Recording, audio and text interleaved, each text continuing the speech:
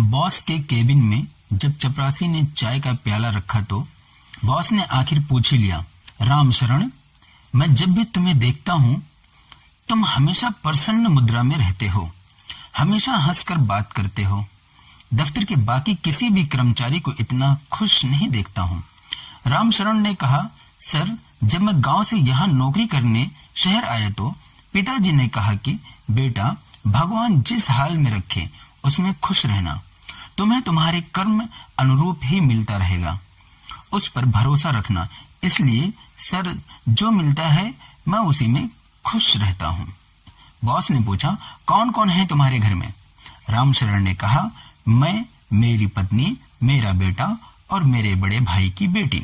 Boss ने पूछा, बड़े भाई की बेटी भी तुम्हारे साथ रहती है?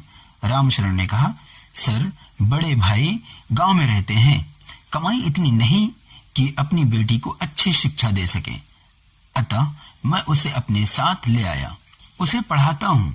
गांव में रहेगी तो लोगों के घर झाड़ू पोछा करेगी। बॉस ने पूछा, तुम्हारी पगार में क्या सब ठीक से हो जाता है? 2 बच्चों को पढ़ाना, लिखाना, पिलाना वगैरह सब कुछ? राम शरण ने कहा, सर, अच्छी तरह तो नहीं होता, लेकिन ऊपर वाले की यही मर्जी समझ चला लेता हूँ। राम शरण के जाने के बाद वो सोचने लगे कि इतनी कम पगार में यह खुश रहता है। मेरे पास आज सब कुछ है, लेकिन मैं हमेशा चिंतित रहता हूँ।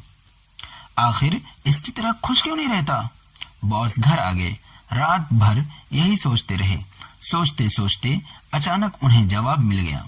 सुबह उठे, चाय नाश्ता कर कार्यालय पहुंच गए।